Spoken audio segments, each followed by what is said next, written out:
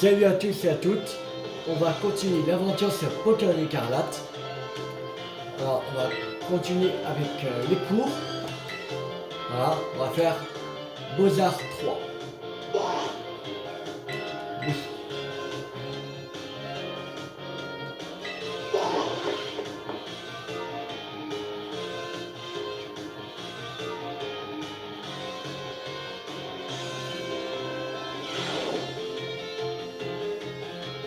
Bien bonjour, j'espère que vous portez pour le mieux. J'ai entendu dire que mon cours sur la terre cristallisation vous avez plu. Merci. Madame Elich m'a d'ailleurs demandé de vous en apprendre plus au sujet des combats. Ainsi, j'ai décidé de continuer à vous apprendre l'art délicat de la terracristallisation.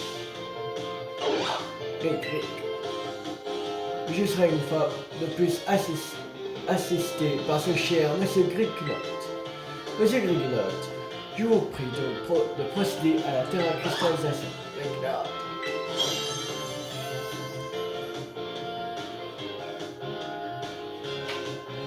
Eh bien, au cours précédent, nous avons assisté à une terracristallisation vers le type plante. Aujourd'hui, l'ornement est différent. Voyez-vous la beauté, la perfection de ces flocons de neige. Ces ramifications complexes sont admirables. On ressent d'ailleurs une certaine fraîcheur quand on s'en approche. Alors d'après vous, de quel type s'agit-il? Glace. Splendide, c'est tout à fait ça. Le magnifique cristal brillant au-dessus de la tête de M. Grignot désigne le type glace.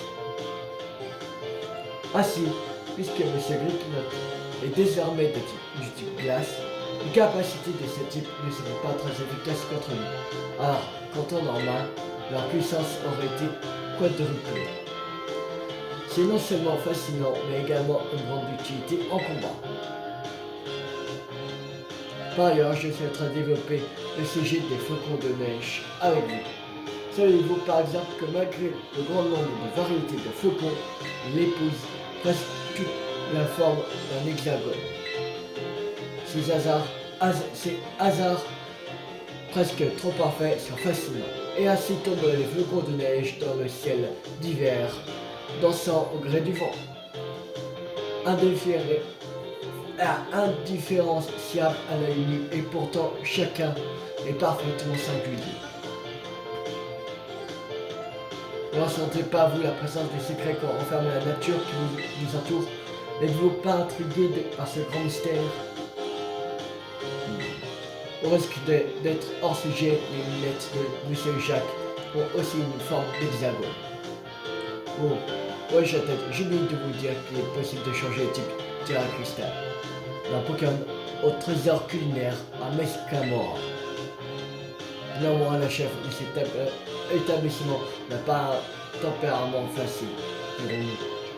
Il vous faudra gagner ses bonnes grâces. Bien, ce sera tout pour aujourd'hui. Je vous souhaiterai un rencontre partiel lors de notre prochain cours. Quant à vous, Monsieur Grignot, je vous remercie pour votre aide.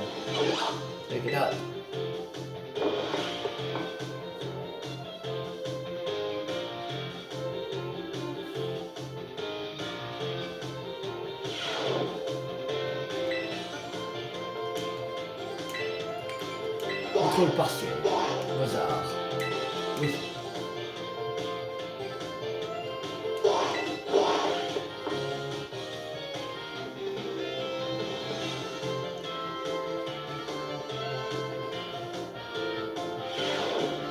Bonjour à tous. J'espère que vous vous sentez prêts. Le contrôle partiel va commencer. Concentrez-vous bien. Prenez vos stylos et allez-y. Comment appelle-t-on la gemme brillante qui couronne la tête d'un Pokémon terracristallisé? Une pierre terracristal. Si la réponse à question 1 a une forme florale, quel type sera le Pokémon? Plante. Combien de branches ont la plupart des flocons de neige? 8. Pour changer d'étiquette à cristal d'un Pokémon dans un restaurant, de quelle ville faut-il aller? Voilà, j'en sais rien. Je suis un gars, là-bas, Melbura, Muscamorant, on va dire. Qu'est-ce qui différencie le beau du lait? Les couleurs et les formes, les goûts de chacun.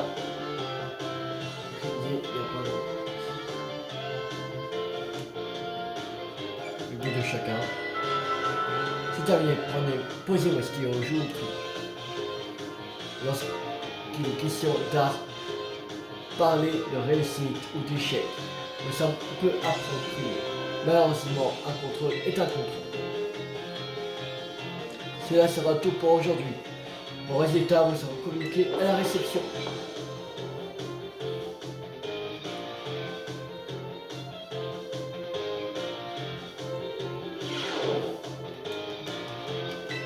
Allez.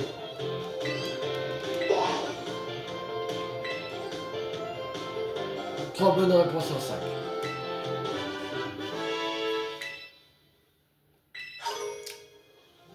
Bon, expérience S. Allez, on continue. Les Beaux-Arts. Beaux-Arts 4. Il y a encore 3 tours à faire, plus 1 que c'est le contrôle final.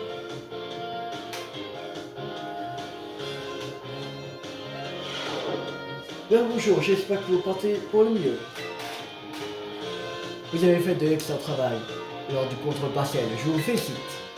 Afin de récompenser vos efforts, j'ai convié un invité de marque à participer à notre cours. Je t'en prie, mon cher Koza, tu peux rentrer. Salutations.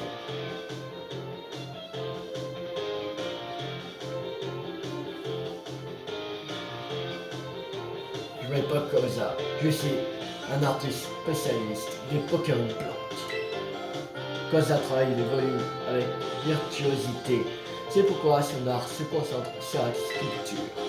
L'une de ses œuvres les plus connues s'intitule Le renoncement d'Eliott. Vous pouvez l'admirer à Qualicia. Mais ceux d'entre vous qui se sont déjà mesurés à la reine de cette ville la connaissent, je pense. Oui, en effet, je reconnais certains visages parmi tes élèves. J'espère que vous réalisez la chance que vous avez, la passion dont fait preuve Assa, et la marque des grands enseignants. Avant notre rencontre, ma vie avait perdu toutes ses couleurs, et j'étais dans un profond désespoir. Mais c'est grâce à votre professeur et ses présents que mon existence a retrouvé du sens. Non seulement cela, mais en plus, il est devenu mon mentor, je lui dis tout. C'est entièrement grâce à lui que je suis parvenu à développer mon style artistique actuel. Oh, mon cher Koza, je n'ai rien contre l'évocation de ces souvenirs, mais si j'avais fait appel à toi, c'est pour que ces jeunes en profitent. Ces jeunes gens en profitent de ta vision unique. Bien entendu. Voyons. Ah, une idée me vient. Je vais vous en apprendre plus sur mon œuvre, le renoncement d'Eliott. Qui pourrait me dire quel sentiment m'habitait lors du processus de création pour obtenir un tel air de renoncement sur cette sculpture? Bonheur, tristesse, colère. Bonheur? Non, pas ça. Mais qu'est-ce que je raconte? Ce n'est pas ça. Mais alors, pas ça du tout. Lorsque j'ai créé cette pièce, j'étais à 2 doigts de tout laisser tomber. J'étais prête à mettre un terme à ma carrière d'artiste si cette sculpture passait inaperçue. En somme, j'ai renoncé à mes rêves. Oh, je comprends maintenant d'où vient le nom, le renoncement d'Eliott. Effectivement, mon cher Hassan. Quand j'ai débuté en tant qu'artiste, j'étais affligé par de nombreux maux. Je ne suis pas exemple tombé gravement malade. J'ai aussi connu une terrible panne d'inspiration. En effet, mon processus créatif était parasité par le seul désir de vendre mes œuvres. J'étais obsédé par l'argent et la gloire. Ainsi, aucune de mes pièces de l'époque n'avait la moindre profondeur. Elles étaient tout justes. Bonnes pour le début.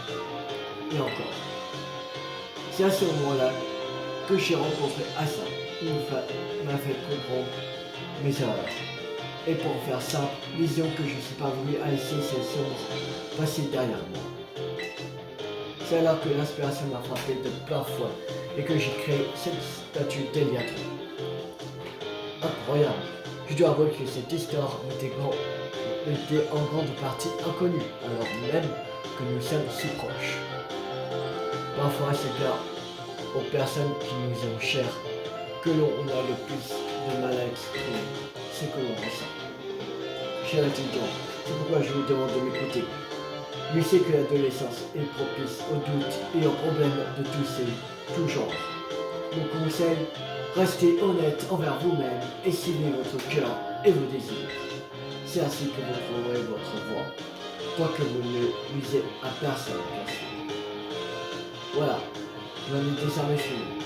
Eh bien, je ne m'attendais pas à partager autant la vie aujourd'hui. Oui, c'est un peu gêné.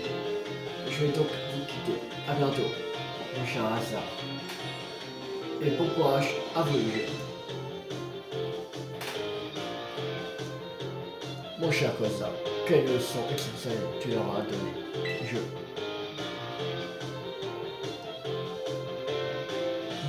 Merci.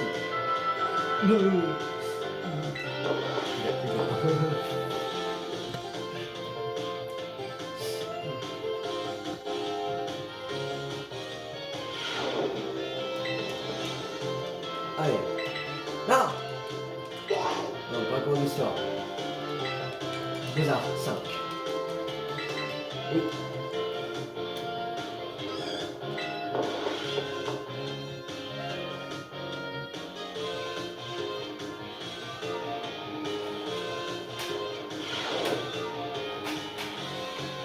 Bien bonjour, j'espère que vous portez pour le mieux. Tout d'abord, permettez-moi de m'excuser pour mon comportement lors du cours précédent. J'étais si touché par l'histoire de Cosa que j'étais incapable de retenir mes sanglots. Je vous prie donc de bien vouloir excuser cette attitude indigne d'un professeur. D'ailleurs, je dois vous avouer que j'étais vêtement sémoncé par Madame Taylor. Mais si vous voulez bien, passons plutôt à notre cours d'aujourd'hui. J'ai tâché de vous faire oublier ce fâcheux épisode. Vous avez probablement déjà entendu parler des 10 merveilles de Paldea, n'est-ce pas? Comme ce nom l'indique, ce sont 10 lieux de Paldea réputés pour leur grande beauté. Parmi ces 10 paysages, celui des grandes oliveraies est sans doute le plus accessible. Pour admirer ce vaste champ d'oliviers, il vous suffit de monter sur la colline qui se trouve sur un chemin menant à Sévaron. Par ailleurs, deux chutes d'eau font également partie de ces points de vue. Je vous recommande ainsi fortement de vous rendre à la cascade Fury et à la cascade Azra. Il ne faudra pas non plus oublier le plus haut sommet de la région, le toit de Paldea. Vous le trouverez sur le mont Napé. D'ailleurs, un autre versant du mont Napé offre lui aussi un panorama unique et tient son nom de sa forme particulière. Et voilà, une question toute trouvée pour vous. Le mont Napé est également célèbre pour l'un de ses versants en 3 parties, comme si vous le savez. Voici un indice. C'est une partie du corps. Le mont Napé, c'est la main Napé. C'est ça.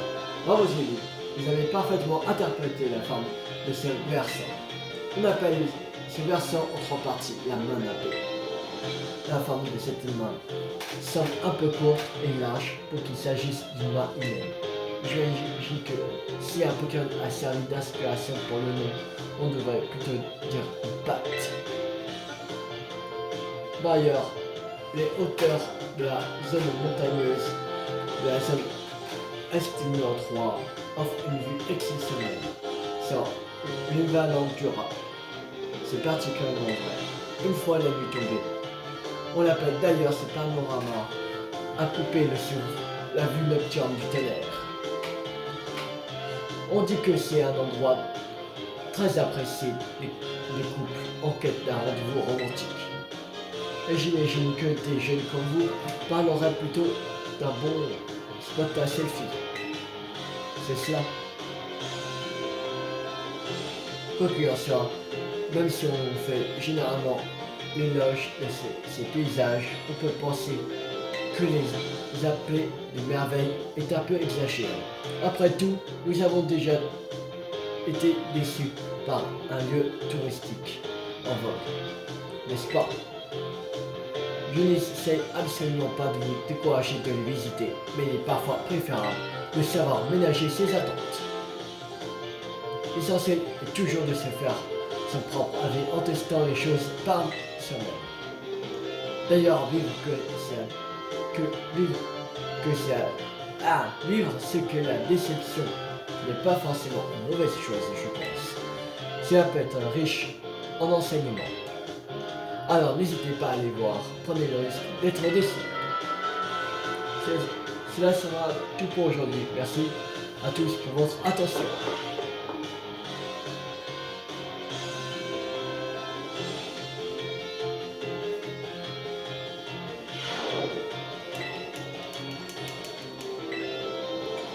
Mozart 6. Oui. C'est le dernier cours avant le contrôle final.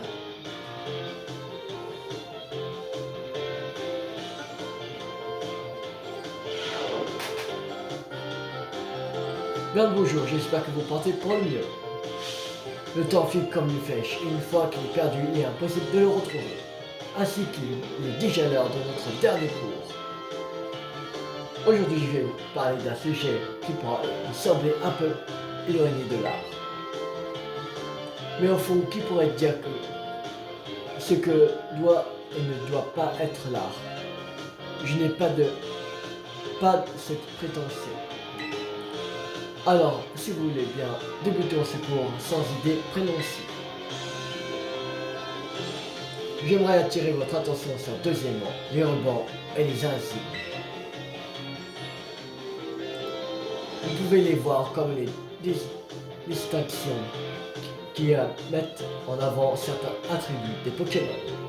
Quand un Pokémon a fait un effort exceptionnel ou qui a vécu plusieurs expériences vraiment notables, il peut recevoir un ruban. Après tout, les accomplissements des Pokémon méritent bien d'être reconnus à leur juste valeur. À titre d'exemple, si vous êtes particulièrement proche d'un certain Pokémon, il pourra se voir remettre un ruban affection. Ruban qui, comme vous le savez, peut être obtenu auprès d'une personne à Jaramanca. En revanche, les insignes fonctionnent de façon légèrement différente. Le plus souvent, les Pokémon les portent déjà quand vous les rencontrez pour la première fois. Ils symbolisent un trait de caractère des Pokémon qu'ils abordent. On en trouve de toutes sortes, comme l'insigne espiègle ou encore l'insigne énergie. Néanmoins, croiser un Pokémon portant un insigne n'est qu'une question de chance. On peut donc dire qu'attraper un de ces Pokémon est un signe que la fortune vous a souri. Mais ce n'est pas tout. Il reste une chose à fort sympathique que vous pouvez faire avec un Pokémon muni d'un ruban ou d'un insigne. Savez-vous ce que c'est? Pour se vanter, le titre.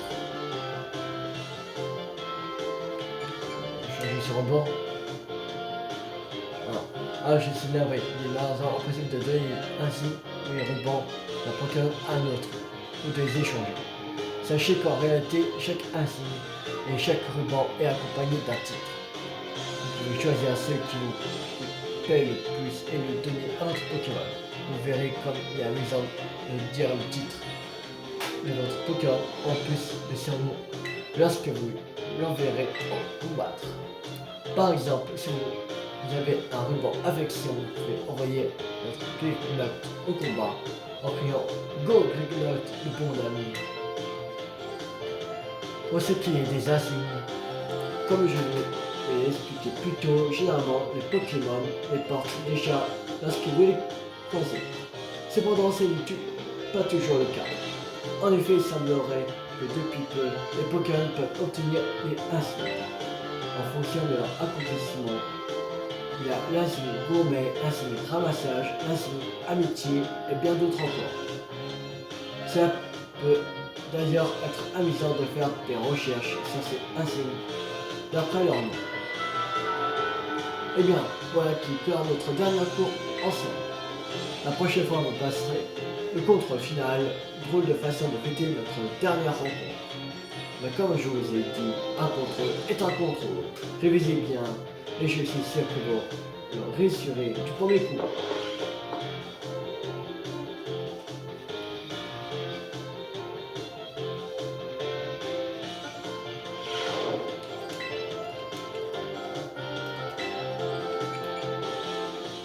Contrôle final des beaux-arts.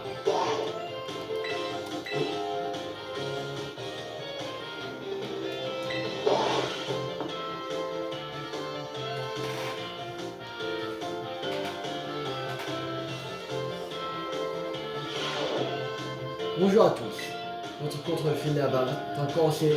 Concentrez-vous bien et répondez au mieux. Prenez vos stylos et allez-y. Quel est le nom du restaurant qui permet de changer tel Pokémon? Trésor culinaire. Je pense. Quel est le titre du chef-d'œuvre de l'artiste Colza? Le renoncement d'Eliatou. Combien compte de cascades parmi les 10 merveilles de Paldea?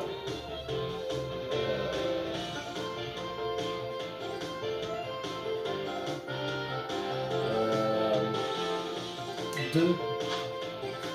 Quel est le nom de la ville dont la vue de nuit est appelée vue nocturne du tonnerre?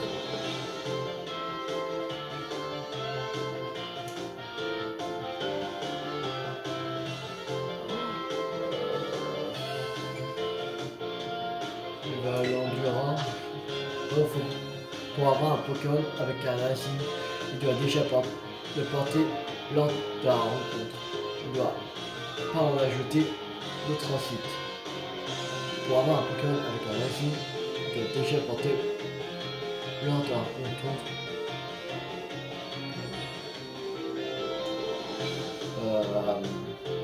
Pour avoir un Pokémon avec un insigne, il doit déjà le porter lors de la rencontre. On ne peut pas en ajouter d'autres ensuite. Faux.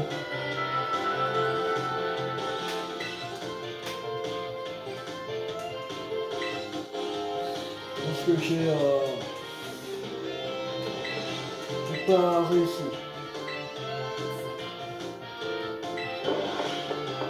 Je pense que j'ai pas réussi. Je pense que j'ai 2 ou 3 sur 5.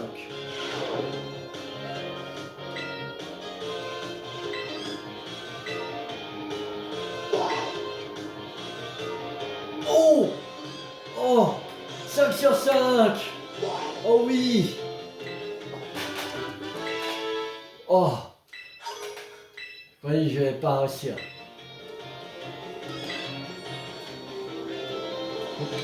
On va, cette vidéo je ferai en deux parties parce que je dois faire quelque chose. Alors, voilà. Alors je dis à tout de suite, c'était Théo50. Ciao tout le monde.